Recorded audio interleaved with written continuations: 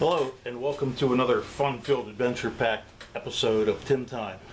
On the bench here, what I have is a brand new acquisition that I just got. It was a Craigslist find. It's a Grundig, and I'll have to move it to tell you the model number. 2140. All in all, it looks to be in pretty good shape. I haven't torn it apart at all on the inside, obviously. Literally just brought it in and put it on the bench here. It does have some stains on it. Those are stains. I think that might be, I don't know if that's stained that's eroded the gold trim here. Knobs seem to work.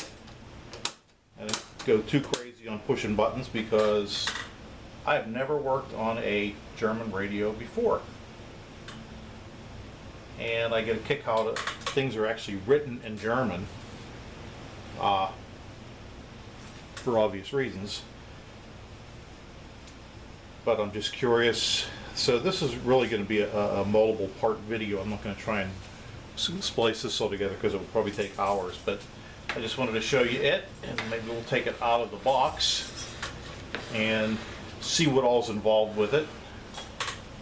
Some of the things, let me see if I can light it up a little bit more. Come on, there we go. I don't know if that's helping or not, but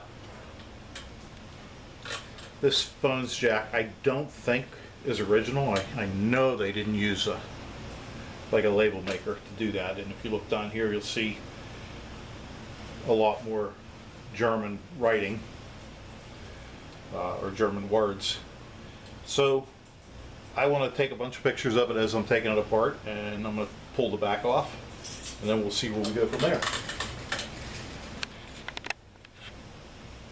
Okay, so there it is with the back off, and I took the two screws, which they kind of just have clamps on them. You can see right here the hardware, the clamp goes behind that, so you don't even have to take them out all the way. A couple of things I'm noticing here right off the bat is there's a transformer that's sitting crooked here. I don't know what that's all about. I don't know if the whole chassis is sitting crooked. I think maybe the whole chassis is actually sitting crooked. But it looks like it's bigger in the front than in the back. Like it's designed to be that way. I see this inductor that someone has. This is where the headphones line's attached to. I'm not sure what the story is with that, but an inductor here has started to unravel, which I don't think is really supposed to happen either. Let's see what else. Oh yeah, you just pull this out. That's an antenna connector. You just pull that out and get that through. I'd imagine there's an antenna up in the roof of this, which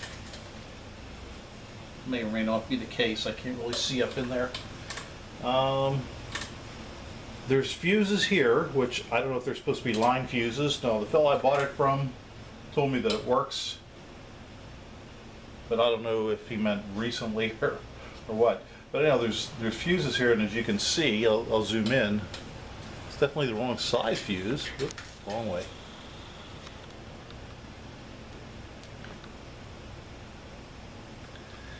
Yeah, here's the actual contacts are right here, and the fuse is that big, so it's the wrong size fuse. I want to take a couple pictures of it too before I get into too much else. He did tell me the dial cord's broken, which I can believe. I'm trying to look and see what else is up top. It looks like everywhere that needs a vacuum tube, there is a vacuum tube.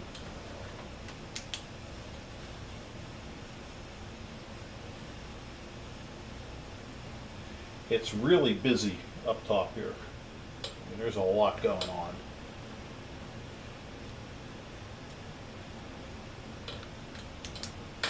So let me snap a couple pictures, and then we'll move it around a little bit, see if I can see anything else in there, and then see what we have to do to get the chassis out.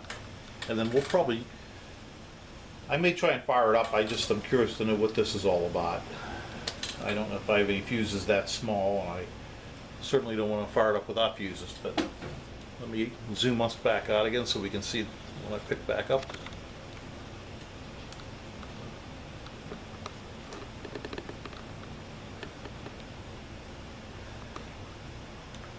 A little more, not too far. That's good.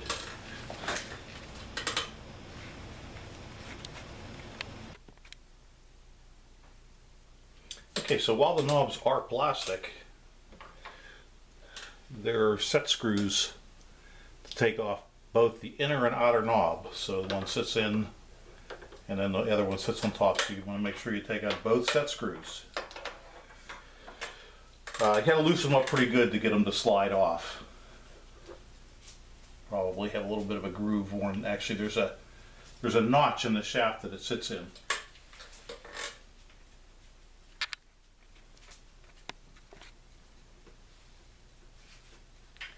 Now down here, 4 screws, which I'm imagining that's what makes it slide out. But if you can look here, it almost looks like this is a separate piece. The way this is made, it's not looks like it's not made up to the same standards as everything else. But and I can see some black stuff around here, and I don't know if that was just from the manufacturing or if that's actually some capacitors or something sliding off. So I'll take a look at that and we'll see what we end up with.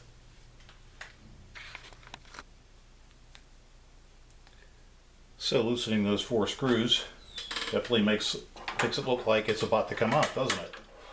So I'm going to flip it around and make sure that there's no wiring for the speaker or anything else I'm going to hit into.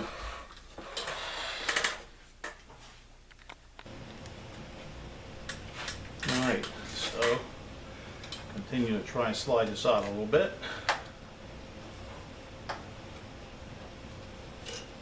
There's these funky wires with the undone coils.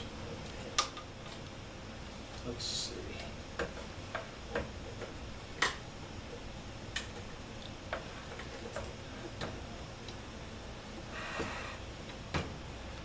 So let's see, that one goes there. This one goes here.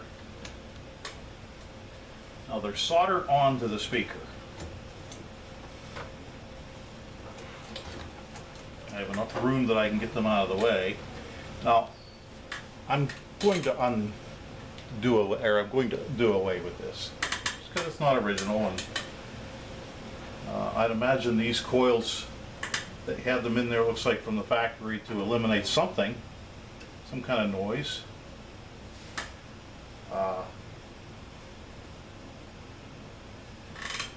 I'd imagine they're from the factory. They look factory. Okay, anyhow. Let's see if there's anything else I see here.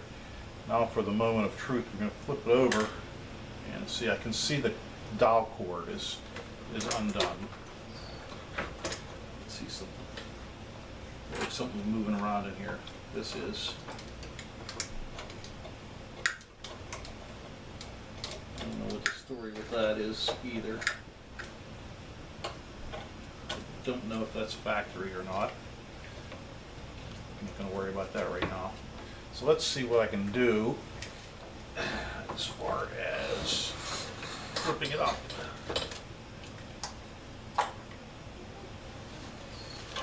Okay. Wow. It's as busy inside here as it is on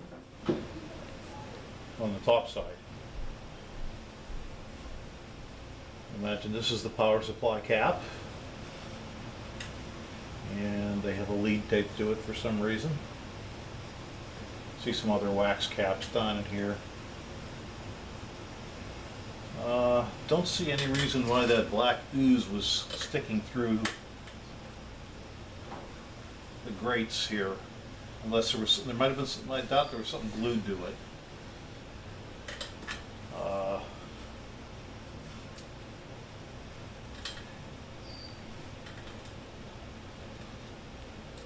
Yeah, a lot to look at here. There's a tube upside down. I don't know why they did that, but it's kind of held against the body there.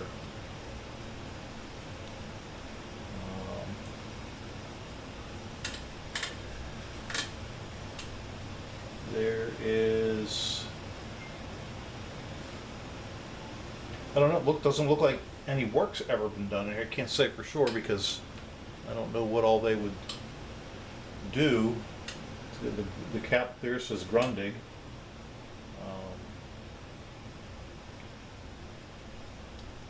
So I'm going to take a look over there at these fuses and see what the story is with them, where they go.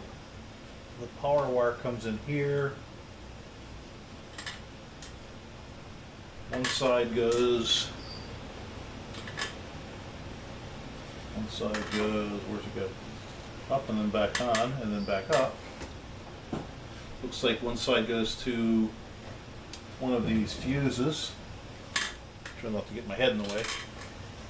And then the other one comes over here, which I'd imagine one of these may be the on-off switch.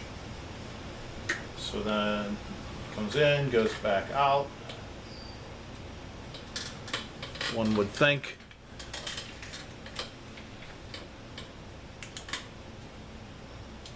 Yeah. So let's see. Not that one.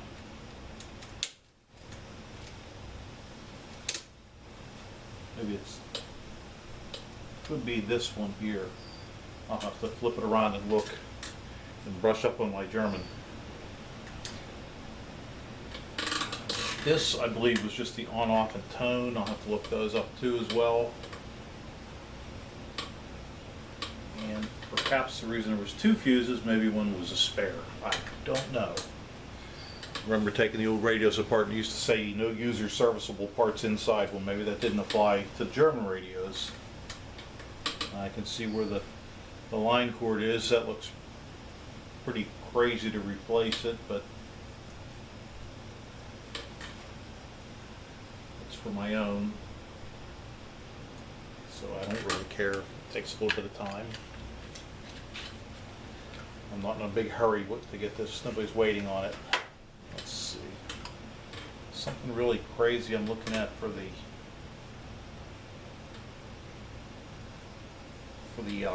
line or for the adjustment. Looks like they have some type of a clutch or something in there. All right. Well, let me see what the story is with these power lines, and we'll see about maybe firing it up. And then we'll call that an end to this video for now until we decide what we're going to do. Okay, so the two fuses in the back. I spun it around here to get a look at some stuff. I'll spin it around again.